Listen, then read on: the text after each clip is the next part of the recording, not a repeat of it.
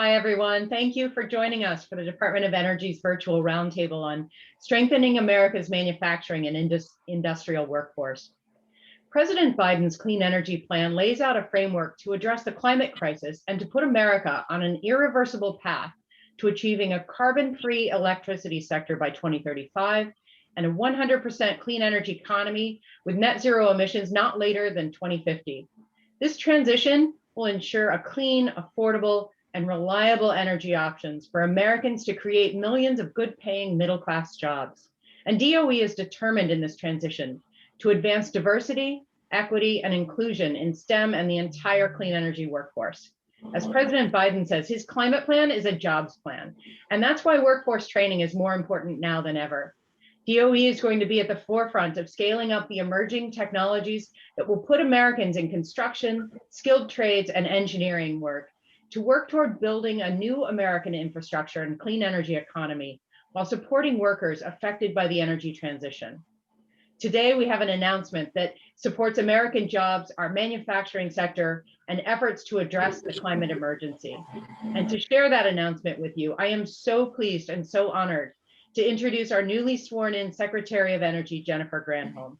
With her background and expertise in clean energy, manufacturing, policy, and industry, Secretary Granholm is going to be focused on stimulating the US economy, creating good-paying jobs with the option to join a union, and positioning the United States to be a global leader in clean energy. We couldn't be more pleased to have her lead our energy agenda. And we're thrilled she's able to be with us today to share some exciting news. Secretary Granholm. Thank you so much, Kelly. And likewise, so excited that you are part of this team leading the energy efficiency and renewable energy space, because there's so much work to do. So hello, everybody. I'm very thrilled to be here talking about a topic that is near and dear to my heart, because when I was governor of Michigan, I saw firsthand how a strong manufacturing sector is so utterly vital to our economy. And since President Biden has tasked DOE with figuring out how America can achieve net zero carbon emissions, as Kelly said, across our economy by 2050, we want to figure out as well how to tap into the talent and the grit of our workers to help us get there. So programs like the one we're talking about today, which is the Industrial Assessment Centers. And for those of you who aren't familiar, they're also known as IACs. So we are in the federal government, so we love acronyms. So programs like the Industrial Assessment Centers, the IACs, are a perfect example of how we can work with the private sector to deliver on these goals of creating jobs and training people, and by the way, reap business benefits at the same time. So do you know that these IACs have conducted now nearly 20,000 assessments of the energy use of manufacturing facilities so far? Guess what? Excuse me, at no cost to the businesses. And they've helped small and mid-sized manufacturers and facilities save money and improve energy efficiency and reduce their carbon footprints. And their workforce development program, which is at 31 universities across the country, that program, it's building a pipeline for the next generation of clean energy workers. So clearly this program works. Who knew? College students being sent to manufacturers to do the assessments, and then, by the way, potentially auditioning for jobs in the future while they're there. So I am totally thrilled to announce that DOE, this is the announcement part, DOE is making available up to $52.5 million over the next 5 years for the next group of industrial assessment centers, the largest investment in this program's history.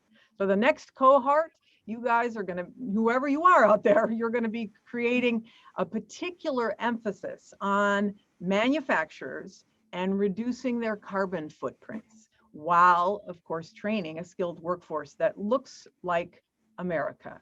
Super important. We want the most diverse and inclusive pool of applicants possible for this program. We want to enlarge the pie. So through this funding opportunity, we're launching a pilot project to expand our training partnerships with technical programs and with community colleges across the country. These partnerships are going to create opportunities for a diverse mix of students with all levels of education, and it will enable them to get a foot in the door of the clean energy economy. So you're going to hear more about the work that they've been doing from this amazing panel here today. So I'll let them get to it. I get to introduce them, and we have a great opportunity to hear from all sides of the Industrial Assessment Center program. So students, educators, administrators in the IAC program, they're going to give us their firsthand experience on how the program works to get the next generation of energy engineers off campus and into facilities to work with US manufacturers. And we're going to hear from representatives of companies who engage with the IACs, including those who have hosted IAC teams, because they go there in teams for assessments, and those who specifically seek out programs, the program alumni to hire. Fantastic. So before we get into questions, let me introduce this fantastic panel to you. All right, Dr. Sachin Nembolker, wave when I mention your name so everybody can see, is the group leader of Oak Ridge National Laboratories Manufacturing Energy Efficiency Research and Analysis Group. That is a mouthful, but it's really important. Before coming to the lab, Sachin works for the IAC field manager at Rutgers University, where he developed IAC resources and performed energy assessments at manufacturing facilities in New Jersey. Farah Noreen, Farah, raise your hand, is a graduate student who joined the University of Wisconsin-Milwaukee IAC team in 2019. She is one of 5 students among nearly 500 right now active IAC students nationally that was selected to receive an IAC Student of the Year award in 2020. We also have Julie Sieving. Julie, she's the co-director of the University of Utah's IAC and a founding member of the IAC's Women for Energy Efficiency, We Squared initiative. And before coming to the University of Utah, she was a business owner. She contributed over 15 years of growth to a sustainability and energy engineering firm, great expertise there. Marco Gonzalez. Marco is an electrical engineer and a certified energy manager himself. He's currently the corporate energy manager at Wapaka Foundry, where he leads the energy use reduction efforts to achieve Wapaka's sustainability goals, Wapaka. And Hannah Atkins, Hannah, she's a recent West Virginia University IAC alum, and in her current role as a technology engineer with Clearon Corporation, she is re-engaging with the WVU IAC on energy assessment activities. Then Brian Deluca is also an IAC alum. He's the program director for TRC companies. He serves as the lead of the statewide New Jersey Clean Energy Commercial and Industrial programs on behalf of the New Jersey Board of Public Utilities. And in this role, he manages more than $200 million of program funds every year to meet the participation and energy savings goals of the PUC. And then finally, John Smeagol is the IAC program manager in our own advanced manufacturing office. So thank you all for being here today. We're going to try to be crisp. There's so many of you. And I want to direct my first question to Hannah and Marco. So Hannah and Marco, just off the top, small and medium-sized firms, they're recognized as early adopters of new technologies, but they're often at a disadvantage when it comes to implementing energy saving technologies as compared to larger firms. And so I'm wondering how your partnership with the IAC program affected the efficiency and sustainability of your operations. I'll start with Hannah, and Hannah, when you're done, Marco, if you could pipe in. Sure. Thank you, Madam Secretary. Clearon is we are a small company. We have under 200 employees, but we did have some pretty low hanging fruit that the West Virginia University IAC department helped us pick. We have made changes to how our steam boilers operate that have improved efficiency for our natural gas to steam conversion. We have already implemented 2 engineering projects to upgrade our lighting system from the old halogen bulbs up to LEDs with occupancy sensors to help cut back on our electricity usage, our demand usage. And we are tackling the boilers in a second way to improve efficiency through an economizer on one of our stacks. Great, sounds like it helped to save some money too, I would imagine. Did it not? Yes, ma'am. All right, that's the bottom line, of course, for business. Marco, how about you? How did your experience with the IC program affect? Secretary, thank you very much for this opportunity. It means a lot, and it's a great honor to be part of. I think the impact is it matches 2 points. One is basically the AIC is definitely deliver professionals to the industry, and I'm proud to say that I'm also an alum from Tennessee Tech University program. All right. That also helped me to get here to Waupaca Foundry and expand the corporate energy management system. So being an alum, I'm bringing the IACs to our company and do assessment across all plants. They have been doing a great, fantastic job identifying different opportunities, what we call the low impact, the low cost, high impact actions. And over the last 3 years, we have identified with help from Tennessee Tech IAC, 2.5 million in energy savings for our plants. We are the largest. Being a foundry means that we are very energy intense, so we use a lot of energy. So that represents a big chunk, and that is helping us to achieve our sustainability goals. Great. So both of you, Hannah, Marco, will you guys continue to participate in the program? Number one. Oh yeah, yeah. I mean, do they? So just so for people who aren't aware of how it works, do you get reassessed at some point, or how does that work for you guys? Well, in our case, we have several facilities, so we have been able to schedule at least 1 or 2 assessments per year. Our goal is to cover all the facilities at Waupaca Fund. After a while, let's say after 4, 5, or 6 years, depending, you can bring the same team to the same facility and kind of update your assessment. So we consider the centers part of our energy teams and a great allies to achieve the goals. Great, great. And Hannah, how about you guys over at Clearon? I know it's a little smaller. Is there more than one facility? No, ma'am, we are at this is our only site in South Charleston, West Virginia. This was our first energy assessment, but we had coordinated for the WVU team to come back and do a separate assessment on just our steam traps because we have such a vast steam system. They wanted to tackle that as a separate project. Right. And so and I would imagine that since technology gets better every year, you want to continually reach back and take a look to see whether you should upgrade those investments. Marco had said that they saved millions of dollars. I know you're a small entity, but small dollars add up. Hannah, I don't know, do you have a number for how much it saved you guys in energy cost? No, Madam Secretary, not quite yet. We are not done implementing our projects. Oh, okay. You'll have to come back next time we do this to make sure that we know.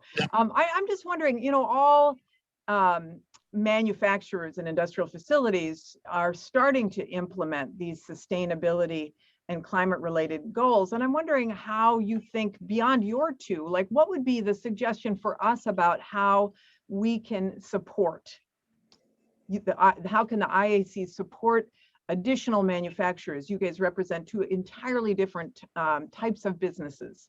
Do you have any suggestions for us?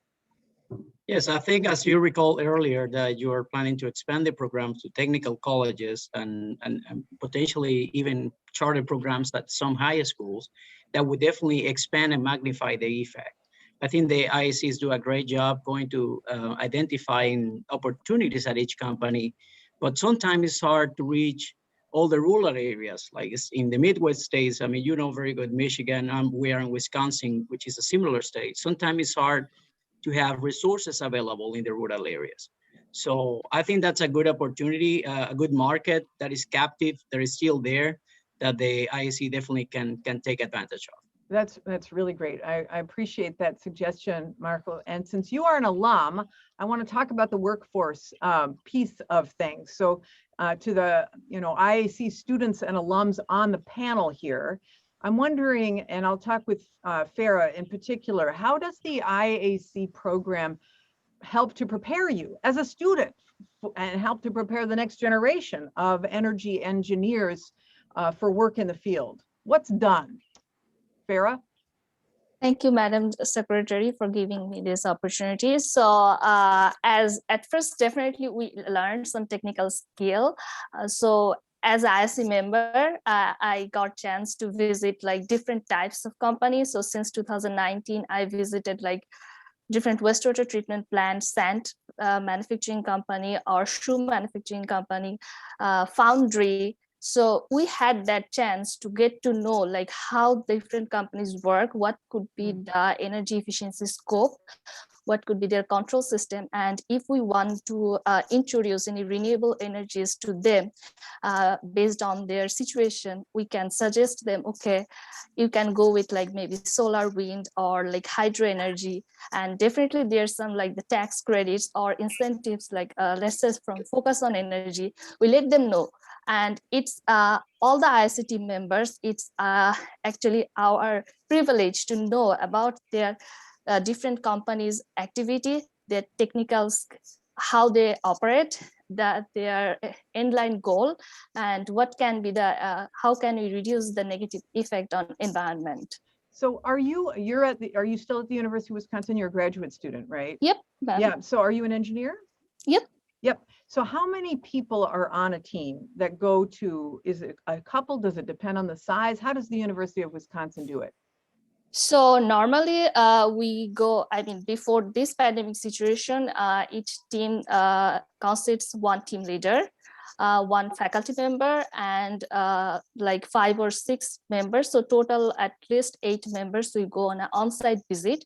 But before the visit, we do a pre-assessment on that facility. So on that pre-assessment, we analyze their utility bills and we try to find out what might be the possible scope to reduce the energy cost, and how can we introduce the energy efficiency on that particular plant.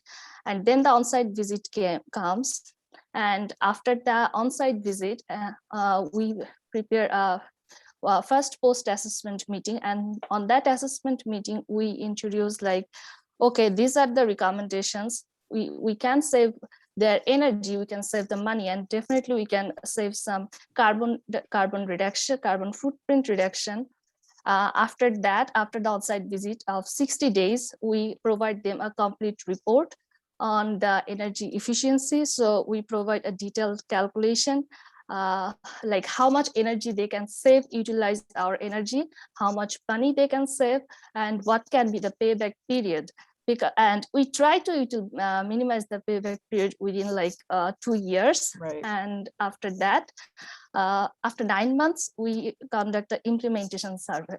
What a wonderful thing for them who would otherwise have to hire some outside expensive consultants to come. No, and we tell do them, it like free right? of Yeah, cost. you guys know you do it all free of cost. So Dr. Sachin Nembolker, you are a group leader in the Manufacturing Energy and Efficiency Research and Analysis group. Can you tell me, like, how do universities decide like what to teach or what tools to give the students as they go into these into the field? Right. So, Madam Secretary, first of all, thank you so much for this opportunity. So, after 2009, after my ISC experience and PhD in mechanical engineering, I joined Oak Ridge National Lab, and now I'm actually leading almost group of 15 highly motivated R&D scientists who are working in the field of energy efficiency and sustainability. And so, and we are working with almost 235 plus manufacturing companies all over the US. Our group is supporting DOE's Beta Plants program, and there are 235 plus companies, and they represent almost 3,000 manufacturing plants, and all these like small, medium, large size manufacturing plants. And so within my group, there are 15 group members, and almost 70% of them, they have some kind of ISC background. And so ISC program actually prepared them at least 3 different ways. One is most of these staff members, they received hands-on experience. So steam system, process heating, compressed air, all different motor-driven systems. So they didn't only learn all about these in books, not only in 2 dimensions, but they visited, because of ISC program, they were able to visit manufacturing plants and actually look at this equipment. So compressed air system, when they look at in real world, it's very different compared to what you see in the books. Or electric arc furnaces, blast furnaces, these are large systems. And so all these ISC alumni, they actually received this hands-on experience. So that is one. Number 2, and I think that is most important, ISC students, and they do not learn this in their classrooms. They actually learn this in real world. People skill, communication skills, visiting manufacturing plants and confidently talking with all these corporate energy managers, and actually not only talking with them, but helping them with their sustainability goals. That's what they learn in through this ISC program. It's so amazing that you've got 3,000 plants. I mean, Brian Deluca is the director of TRC companies, who obviously is one of the customers, if you will. Brian, so tell us from your perspective, what about the workforce that comes, like, give me an idea about, first of all, how large, how many facilities, and what your experience has been in interacting with these great students. Oh, sure, absolutely. Thank you, Madam Secretary. Yeah, so I mean, I think the program needs to be looked at, as a internship education portal for these undergraduate and also graduate, engineers, professionals. And it really looks to marry the whole way that the business world works, because you're sitting in a classroom, you are learning fundamentals of engineering. All that information is greatly important. But when you physically go out to a site, you're not seeing things in a picture book. You're there, you're physically seeing everything that's actively going on. And you're understanding what these businesses need to function, to make sure they can stay in business, to make them sustainable going forward, to make sure they're cash flow positive and profitable. All of those things. Just remind everybody, you're saying this as an alum. Just want to make sure everybody knows. Okay. Yes, I'm an alum. I'm sorry to slow your roll. Go ahead. No problem. So my own personal interactions were that doing various assessments I found was extremely helpful. It had prepared me for those interviews after as I was graduating college, moving on to the next step. And the IAC was a highlight at every single step of the process. When a person saw that, they asked a lot of questions. If they didn't know about it, it was incredibly helpful there. So when you went through the program, I'm wondering, Brian, did you got a chance to look at companies? Did they get a chance to look at you? I mean, did you find it as a potential door opener for you? Oh, absolutely. I mean, it certainly was, because just the exposure to talking to various facilities and just able to interact with those individuals, I think was incredibly helpful to get me a job quickly out of college before I actually even graduated. So all things were a huge stepping stone to get me to that step. And Farah, can I just ask you, are you interested in energy efficiency and carrying this on further? Definitely, I am. Well, that's great. So obviously you got the technical skills, but I'm wondering, were there other sort of professional or life skills that were that you gained from participating? So besides those hands-on experience, one of the skill I learned, I would say the leadership skill, because each of the assessment we get chance to be a leader. So the leader, it's his or her duty to lead the full team to make a successful assessment and provide the DOE and both the company a successful report with a detailed energy calculation and the savings. And when we are doing these leadership jobs, they definitely we have to maintain a timely order. So definitely time management, because while we are working at ISC, we all are like a full-time PhD or undergrad student. So we have that job. We have this ISC job. We know how to manage the time and balance in our study and the profession. And I would say we all become a trainer, because in our WMISC, we once in a month or twice in a month, we conduct a training session to our peers. And it's a good time and good opportunity for us to share our knowledge, our experience on a significant field. Yep, so great. I mean, it's so great to be able to know your own time management, obviously, but leadership skills to be able to, and being an educator as well as a leader and a doer. So what a wonderful thing. Let me just ask, Julie, are you there? Julie, how can becoming an IAC center benefit professors and their universities' energy engineering programs and the curricula coming from a university? I'm happy to answer that. Thank you also for me for the opportunity to talk about this program. Honestly, Madam Secretary, the answer to that, there are so many benefits, and I know we want to be brief and crisp today, so I will highlight just two. The first one I'll highlight is sort of a bread and butter to most universities, and that is research. This program can certainly serve as an engine that drives research that's connected to the market and very current. And in turn, then that research advances the sector around clean energy and efficiency. When you say research, you're talking about like research on the next generation of efficiency products? Yes. Yeah. Yep. Okay. Emerging technologies and practices. The second thing I would highlight is partnerships. Because of the nature of the IAC program, and by the way, I also too am an alum from the Colorado State University system, so it's great to come full circle and give back to this program that's given me a lot. So I just wanted to mention that. The partnerships that the program creates are fundamental to us being out there working with businesses, recruiting businesses, working with partners to reach those businesses and manufacturers to provide better services. And those partnerships in turn create opportunity. I'll just tell you really quickly, case in point, myself and Dr. Cody Powell are the leaders of the program at the University of Utah. And at the beginning of the pandemic, we had a number of students that were impacted by the employment conditions associated with the pandemic. In fact, a number of our students had employment offers in place that were rescinded. So we participated at the university in a pop-up career fair.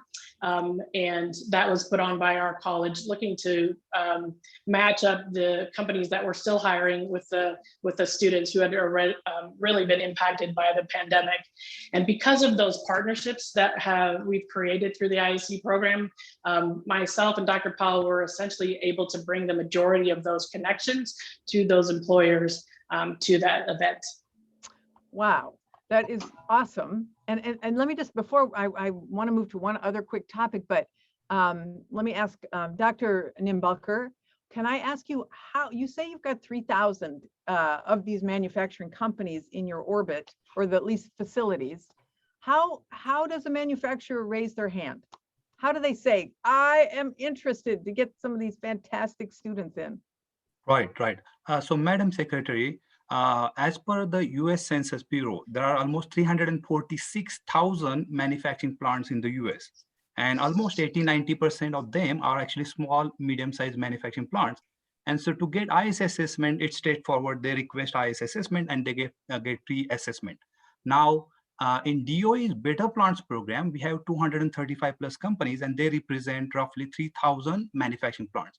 So to join DOE's Better Plants program, manufacturing companies, they need to sign voluntary pledge with Department of Energy that they're going to reduce their energy intensity by 25% in next 10 years. And so, so they sign this voluntary pledge, and in return, then they get pre-technical assistance from DOE, national level recognition from DOE. And then best thing, they also receive free IAC assessment. So Better Plants program leverages AMO's IAC program. Marco, actually right here in our panelist, Marco is IAC background. He has IAC background, but his company, WAPAC, is also a Better Plants company. Better Plants, they're also in Better Plants program. So, multiple ways we are, Better Plants program is taking advantage of DOE's IAC program also. So Great. So, okay, so it keeps up with the times too, which is what Dr. Sieving was talking about, Julie Sievings was talking about, looking at next generation technologies, et cetera.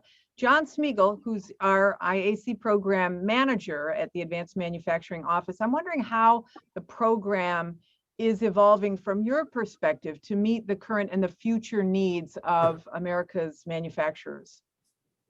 Sure. Thank you, Madam Secretary, for the opportunity. The ICs are recompeted every 5 years, and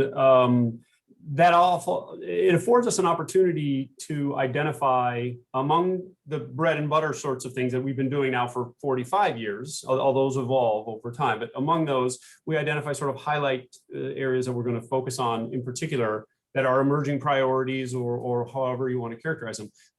Take one brief step back. 5 years ago, we were looking at a number of ideas, or a number of issues that were really emerging. Cybersecurity was one of them.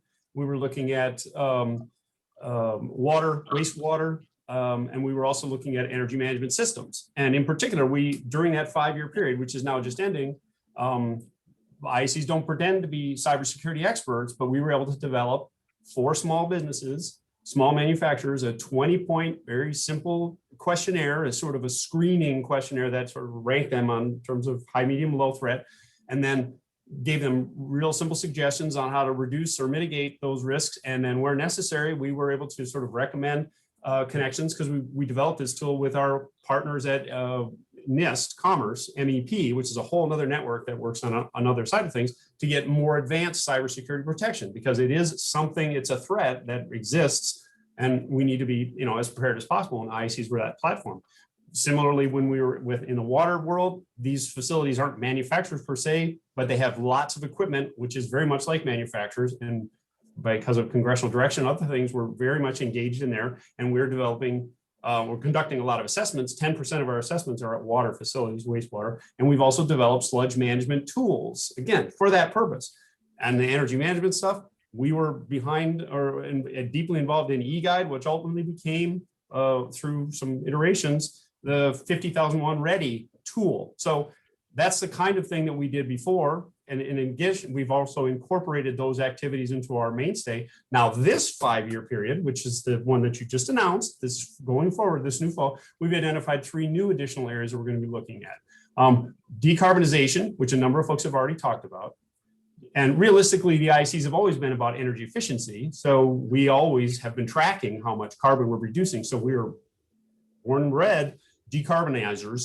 But now we're looking at it in a much more formal context, whether these plants are part of larger companies that have sustainability and say net zero carbon goals or something like that, or if they're just within their small footprint looking to reduce or eliminate their carbon footprint, the ICs are in a position through their experience to help provide them with more holistic strategies and advice, technical assistance towards achieving their decarbonization goals.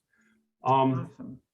The second area we're looking at is resiliency. Big surprise there. And this actually grew out of Hurricane Sandy, but it's lots of illustrations, whether you're talking about COVID or whether you're talking about the stuff that went on just recently in Texas with freezing stuff. We're in a position to help assist companies, small, medium-sized manufacturers, in identifying their resiliency threats and, again, looking at a more strategic way to develop resiliency planning to be better prepared so that they can keep operating, okay? And then lastly, and very importantly, we do workforce development. We've always been doing workforce development, but in particular, we're looking at expanding participation within our context of minority serving institutions and other partners that expand participation of underrepresented groups within the STEM environment. And that's happening in 2 particular ways. I mean, new applicants or existing applicants who are reapplying are going to be required as part of their regular application to be submitting a diversity and inclusion plan as a separate, distinct part of their application, indicating how exactly they're going to be reaching out to within their university populations to do recruiting of their students, to make sure that we're being as inclusive as possible.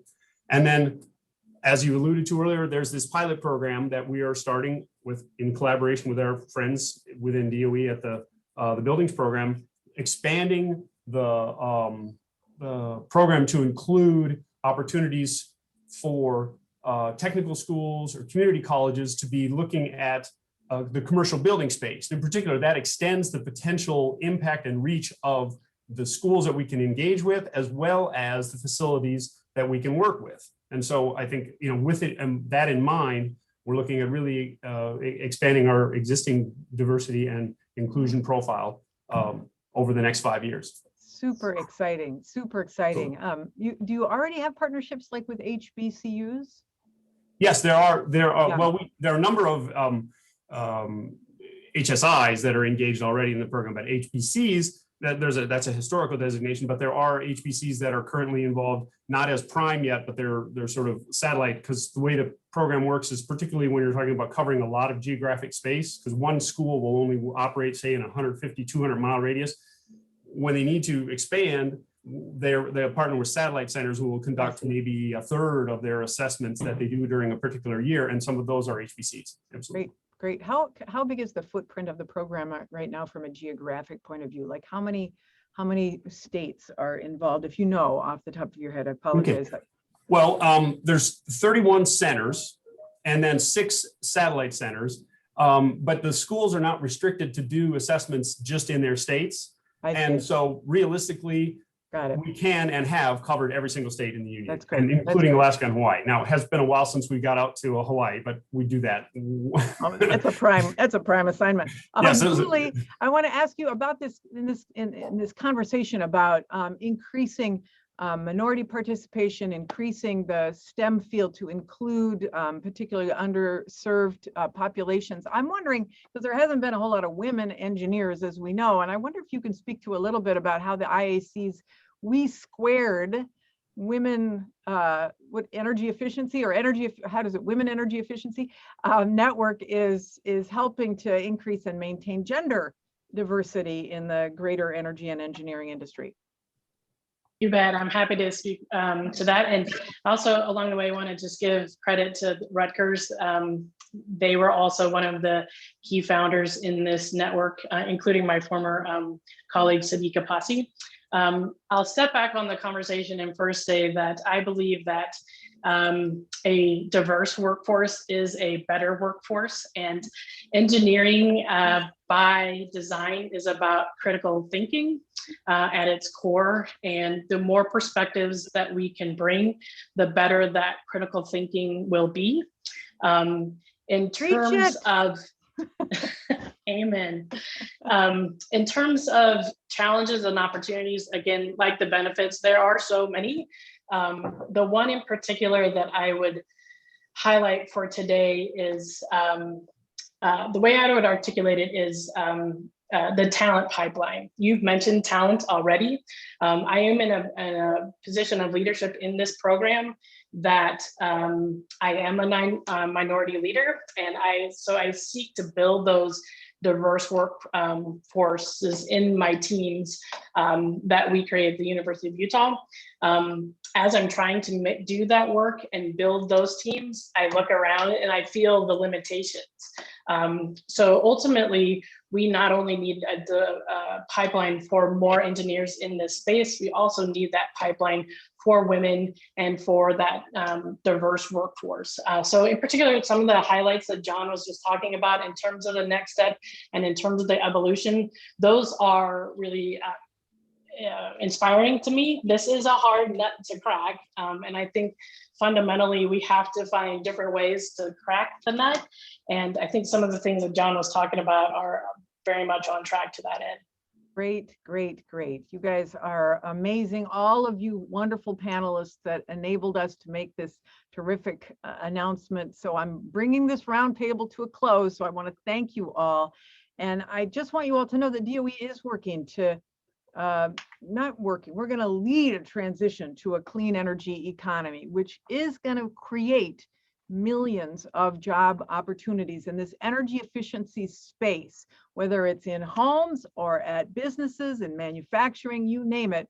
We want to help to be the solution, a part of the solution. So we are committed to ensuring that we've got a skilled and domestic clean energy workforce to fill those jobs. And that's what this program is all about, and training up people to do this work in a hands-on way with their brilliant degrees and their brilliant education, but bringing it to reality in the field. So we've got a lot of work to do to accomplish the Biden administration's ambitious climate goals, carbon pollution free power sector by 2035, net zero economy by 2050. And of course, there is a huge sense of urgency to what we're trying to accomplish. But I know that by working together, we can do this, and we can build the economy back better than ever before. So I'm going to turn it back over. Assistant Secretary Speakes-Backman, you want to share a few final thoughts before we wrap up? Thank you, Secretary Granholm. I echo the Secretary's words here. This is our opportunity to build our energy economy back better, and we need everybody working together to do this. This is an all hands on deck sprint. It's not just a jog. And we need the full support of the manufacturing and the clean energy industries to get there. We need to make sure that we're building benefits for all Americans. And I really appreciated the special shout out, especially on International Women's Day, for how to bring gender diversity into our workforce. Specific to the IAC, this new funding, the longevity of this program and its continued success is so exciting. You all are testaments to the impact that the IAC has had on these students, on the universities and the industrial facilities across the country. And so working together through these IACs and DOE, other DOE initiatives and programs, including the Better Plants program, we can drive this clean energy revolution. We can give people opportunity and we can save the planet. So thank you all for joining today. Thank you to the panelists for sharing your thoughts and your experiences. I've really enjoyed my time, and thank you, Secretary Granholm, for prioritizing the work that we do for people across America. Awesome. Great. Thanks, everybody. All right. Thank you. Thank you. Bye-bye.